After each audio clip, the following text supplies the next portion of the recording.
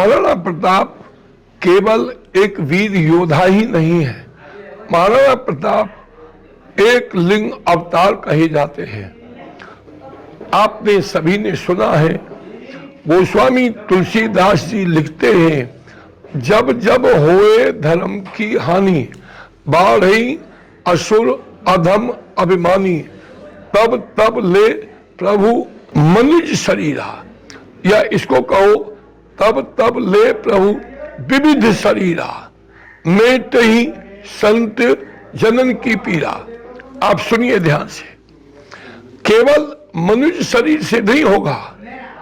भगवान के अवतार 12 अवतार हुआ, मत्स्य अवतार हुआ, वो तो मनुष्य शरीर नहीं है, विविध शरीर है।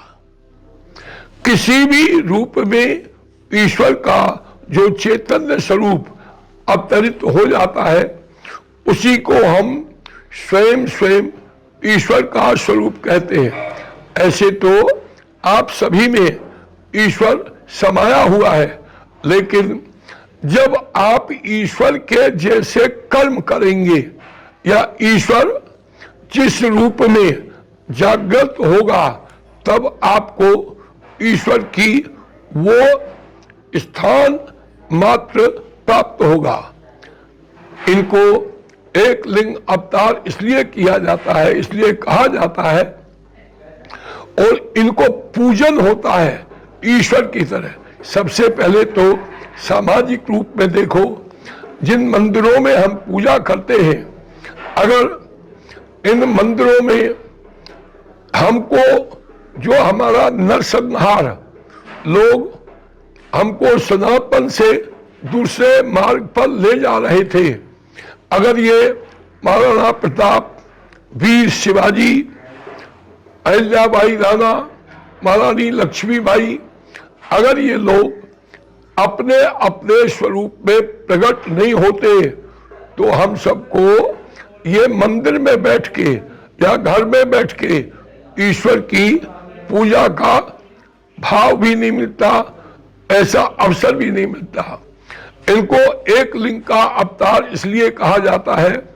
महाराणा प्रताप का जो जन्म है, जिसको हम तो अवतरित समझते हैं, जब ईश्वर के जैसे कर्म कोई भी मनुष्य करने लगे, तो समझ लेना उसमें ईश्वर का चैतन्य रूप अधिक से अधिक जागृत रूप में है। महाराणा प्रताप का जो जन्म है, वो गुरु पुष्य योग में हुआ है, और उस समय पर शिव की जो आसक्ति थी उस स्थान पर जागृत थी। जीवित समाधि जिसको बोलते हैं, वो जागृति कहलाती है। महाराणा प्रताप बचपन से ही अपने हठ पर हठीले काम करने वाले, किसी की बात को नहीं मानने वाले, अपने माता पिता के साथ साथ अपने भाव को इस भारत भूमि की रक्षा के लिए उन्होंने एक अवतार रूप में जन्म लिया। उसके बाद उनके साथ जो चेतक को आप विराजमान देखते हैं, कभी भी महाराणा प्रताप की मूर्ति आपको कहीं मिलेगी तो चेतक पर सवार मिलेगी, क्योंकि चेतक उनकी तरह ऐसे है उनके साथ में जैसे शिव के साथ नंदिकेश्वर। आप सोचिए, हम मंदिर में पार्वती जी के साथ शंकर भगवान की पूजा करते हैं, तो वो गौरी शंकर कहलाते हैं। लेकिन जहां जहां भी पूजा होती है, तो चेतक पर सवार एक लिंग अवतार महाराणा प्रताप की जो प्रतिमा होती है, वो उस रूप में पूजी जाती है जिस रूप में उन्होंने दुष्टों का संहार करना और भक्तों का उद्धार करना।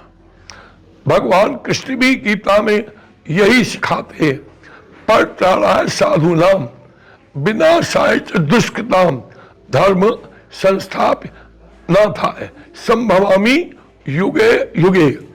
अब क्योंकि वो उस समय पर जो दुष्ट लोग धर्म का हनन कर रहे थे, उस समय पर उनका जन्म हुआ। हम नहीं, जो पढ़े लिखे व्यक्ति है वो उनको उस समय का अवतारी पुरुष मानते हैं। एक लिंग अवतार इसलिए है, उन्होंने कभी भी किसी के सामने ना तो झुके और ना किसी की बात मानी। चेतक जो उनके साथ में परम पुरुष के रूप में, जागृत रूप में उसकी पूजा होती है, उन चेतक ने महाराणा प्रताप के साथ में रह करके उनको एक स्वरूप में जाना और एक स्वरूप में काम किया।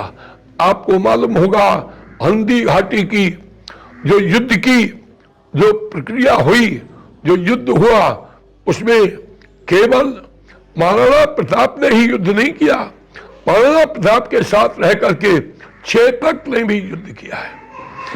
हम क्योंकि क्षत्रिय कुल में हिंदू सनातन के साथ साथ जो हमारे गीता में भगवान कृष्ण ने 4 वर्ण बता दिए, ब्राह्मण, क्षत्रिय, वैश्य, शूद्र, ऐसे तो शरीर में ही चारों वर्ण जागृत किए, लेकिन कर्मों के साथ साथ उनको अलग अलग वर्ण में व्याख्या की। अब जैसे जो व्यक्ति ब्राह्मण जैसे कर्म करता है उस शीश का स्थान है, जो क्षत्रिय के कर्म करता है, युद्ध करता है, धर्म ध्वजा से पाप कर्म का नाश करता है, उसका क्षत्रिय का स्थान है। वैश्य जो जंघाएं हैं, ये कर्म करके किसी भी तरह का व्यापार वर्ण करके समाज को जब पालते हैं तो वैश्य का काम होता है। और शूद्र चरण पर, क्योंकि चरण आपको कहीं भी ले करके जाते हैं, अर्थात सेवा करते हैं, तो आपका कार्य केवल इसमें ही सफल नहीं होता कि एक शरीर में आप उस चीज को देखें। आप ये सोचिए, महाराणा प्रताप के जीवन की जो जीवनी है, उन्होंने घास की रोटी खाई। इसका भी एक विशेष कारण एक है, क्योंकि चेतक भी घास खाता था। उन्होंने चेतक के साथ अपनी मित्रता का पूरा परिचय दिया कि जिस भाव में अगर कोई साथी रहता है, उसी भाव के साथ हम भी रहेंगे तो साथियों में कभी भी कोई विघटन नहीं होगा। उन्होंने घास की रोटी खाई, कठिन परिश्रम किया, लेकिन मुगल सम्राटों के सामने कभी भी सिर नहीं झुकाया।